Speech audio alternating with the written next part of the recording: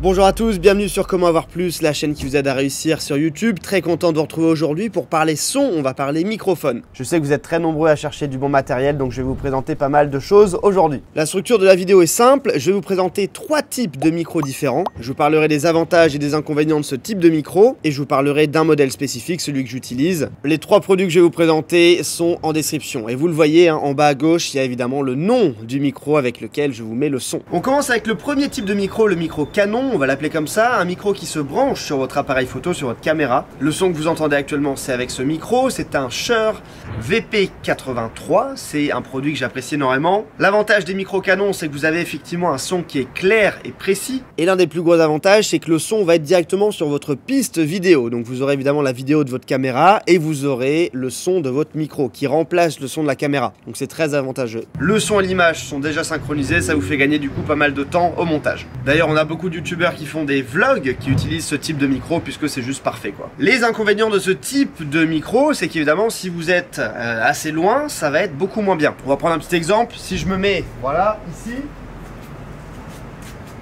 le son forcément n'est plus pareil.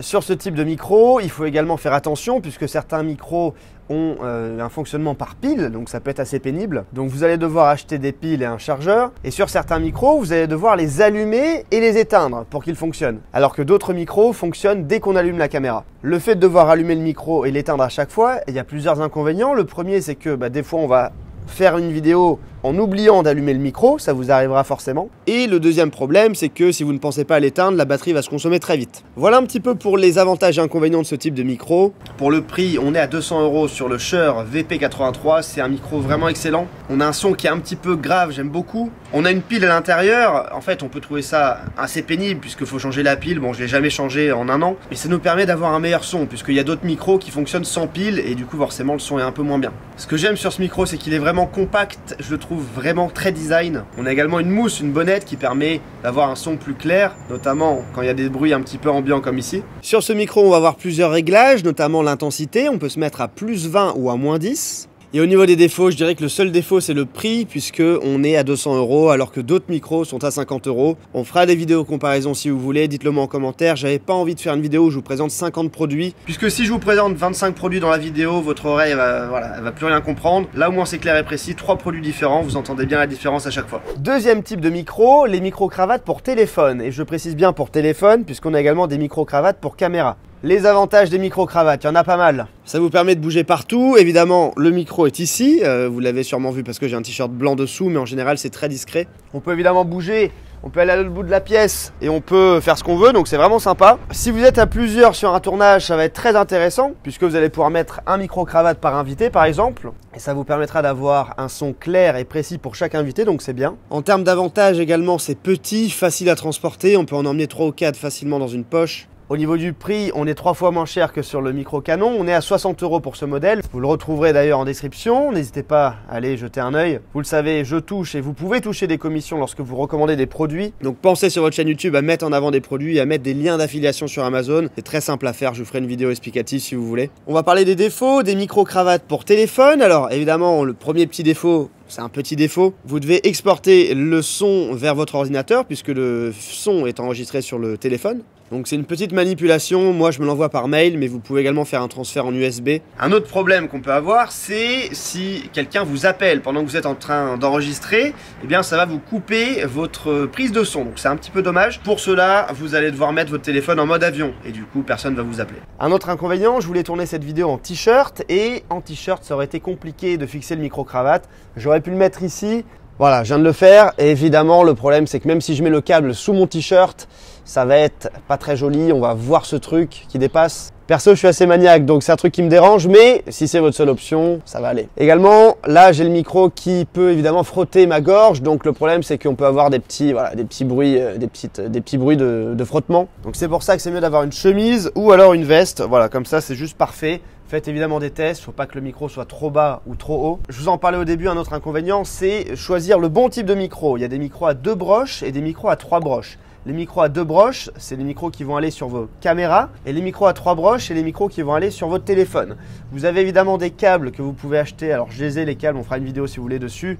et ça reste de la bidouille, c'est pas ce qu'on veut. Et faites attention, si vous voulez un micro pour téléphone, prenez la version 3 branches, elle sera en description. Et pensez aussi à avoir le petit adaptateur si vous avez un iPhone. Voilà, cet embout blanc qui vous permet de relier le câble jack à votre téléphone. Ce modèle est vraiment une version best-seller, elle a vraiment fonctionné. C'est vraiment un super micro. Petite parenthèse, on peut évidemment avoir un système de micro sans fil.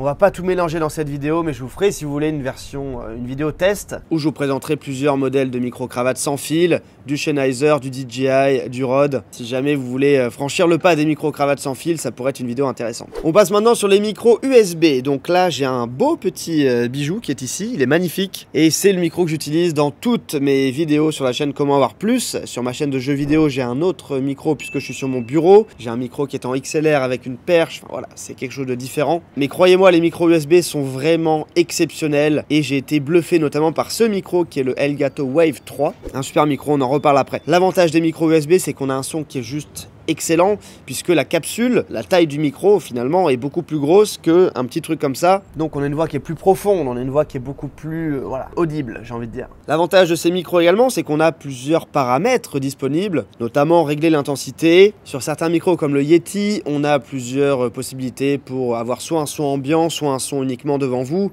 Donc on a souvent pas mal de possibilités sur ces micros-là. Un gros avantage aussi des micros USB, c'est que on a un socle qui est inclus, ce qui n'est pas le cas sur les micros XLR. Et un autre avantage également, c'est que la carte son est intégrée. Donc vous le branchez juste en USB.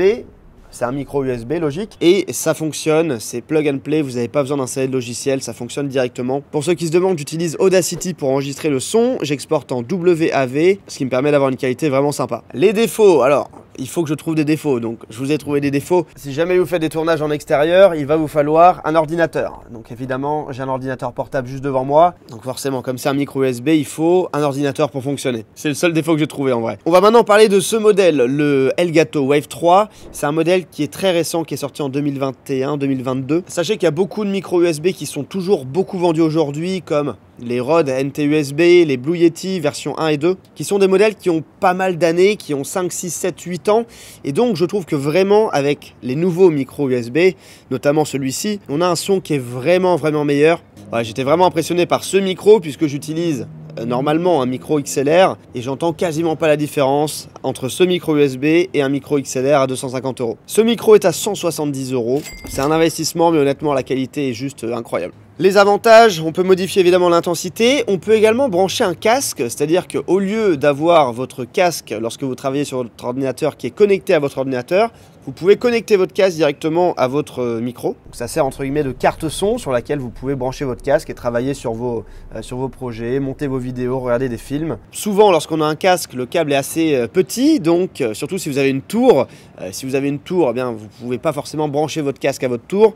Donc ça permet de faire la passerelle et c'est vraiment sympa. C'est tout pour cette vidéo, j'espère que ça vous aura aidé. Les produits évidemment sont en description, vous pouvez les retrouver. On continuera les vidéos sur le matériel son puisque je trouve que c'est assez intéressant d'avoir des comparaisons. J'ai essayé de vous mettre pas mal de changements de son pendant la vidéo pour que vous puissiez entendre la différence. Sachez que dans l'environnement où on est en extérieur avec quelques bruits de fond, des oiseaux, des vagues, quelques voitures aussi. Donc voilà, on n'est pas entre guillemets enfermé. C'est pour ça qu'il y a eu des petits bruits de fond. En tout cas, merci à vous. Si vous voulez aller plus loin avec votre chaîne YouTube, puisque si vous êtes là, c'est que vous avez sûrement une chaîne YouTube, je vous invite à rejoindre le groupe privé sur lequel on fait des lives, on fait des coachings toutes les semaines, tous les mercredis 18 h. L'avantage de ce groupe privé, c'est que vous avez évidemment des sessions de cours sur lesquelles vous pouvez interagir. Donc, vous pouvez me poser des questions pendant les sessions. On parle de tous les sujets qui ont un thème avec YouTube, trouver des idées de vidéos, montage, miniature, etc.